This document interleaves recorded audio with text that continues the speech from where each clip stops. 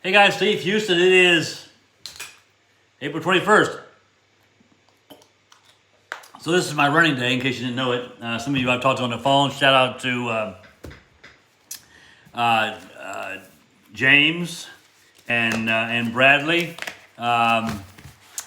for a couple conversations today about coming and joining our agency here and the things the industry has to offer all of us.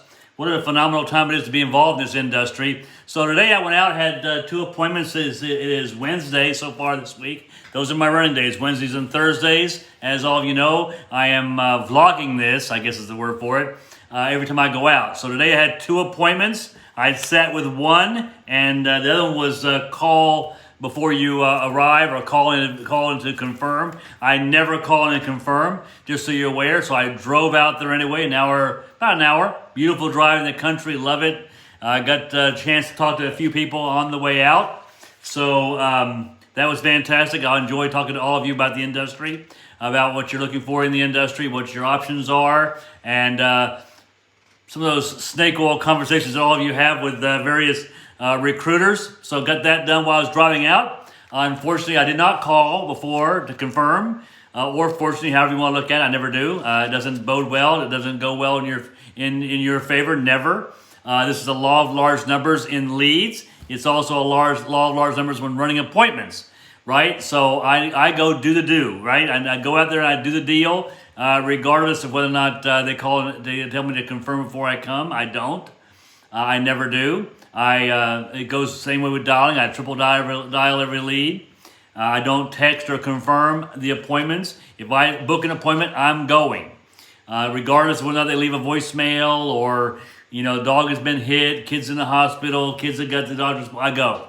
Okay? It just proves to me over the last 30 years that if I always go, most of the time they're home. Most of the time they don't want to see it. They got home, they're tired, whatever. They talked to somebody else, another agent, and someone's convinced them that they don't need to see me, you don't need it. In fact, the first one I went to, they called the financial advisor. The financial advisor told them they didn't need what we had to offer. And I said, well, let me ask you questions. Is the financial advisor going to pay your mortgage off in the event Bob here passes away? Answer, of course, is no. So why would you take the financial advisor's advice? Same way with the people that call their mortgage broker. Oh, the mortgage broker told me I don't need this. Okay, ask the mortgage broker if he's going to pay the mortgage in the event that you or your spouse passes away. The answer is always no. Well, if they can't back it up with their money, their advice, if they can't pull their wallet out and put their wallet on their line for their advice, I wouldn't take it. Okay, so anyway, they had a, let's see, is this it here? Yes. They had a $475,000 mortgage. They had just moved in. They had the combination of some interesting. Well, he had AFib. She had breast cancer in the past. So there's some history there. Could get her about $100,000 worth of term, and which is great. I went through the whole sheet that I have here, which talks about the 3 ways to cover your mortgage, which is full, partial, or critical period. And in their case, she could get partial coverage for herself, which she wanted for her husband, in the event she were to pass, because they had a $500,000 mortgage. Neither one was working. They were both retired.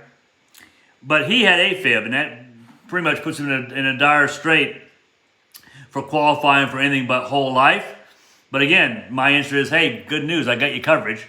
So they would have given about $35,000, $40,000 worth of whole life coverage in the neighborhood of $300.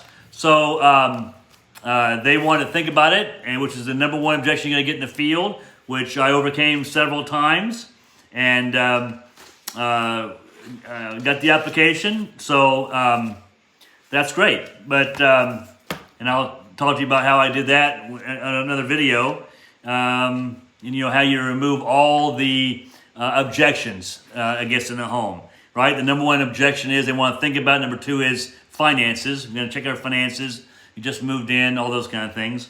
But we have a way around that if you know what you're doing, okay? The second one was the one that wanted me to confirm. I did not confirm. I drove out there, had a nice drive, like I said. Talked to a few people on the phone about the industry, about joining our agency and our IMO. And I also talked to a couple of our agents there and back. So got a lot of work done. Great drive. Hey, listen, if I didn't have the appointment, what would I be doing? Playing golf?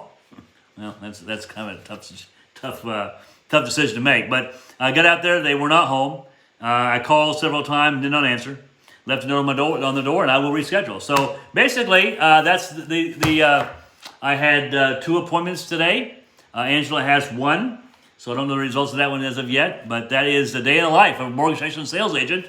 Like I told you, it is what it is. It's where the rubber hits the road. I'm telling you, day to day. So far this month, I think I've written about $18,000, $19,000. Issue paid about half of that, somewhere around $9,000 or $10,000 so far. Beats working, beats a job, right? That's that's easily on the run rate of about $150,000, working 2 days a week. Okay, so tomorrow I got more appointments, and I'll check back in with you tomorrow. Again, if you have any questions, you want to talk about the industry, you want to talk about getting involved in the industry, you're with somebody you don't like, not getting support. Look, your 3 things you got to have is leads, training, and support. That's it, right? And I don't mean on the YouTube. I mean day to day. Talk to somebody like you would to learn the skills. All right. Obviously, they have to have the skills. They have to be selling themselves. They have to be leading them in the front. They can't teach you nothing. Okay. What they learned 30 years ago doesn't apply today, right? Because we didn't have a leads-based sales opportunity. So we can talk about that. But anyway, look, get in 2021. It's on fire, man. Let's go. Bye bye.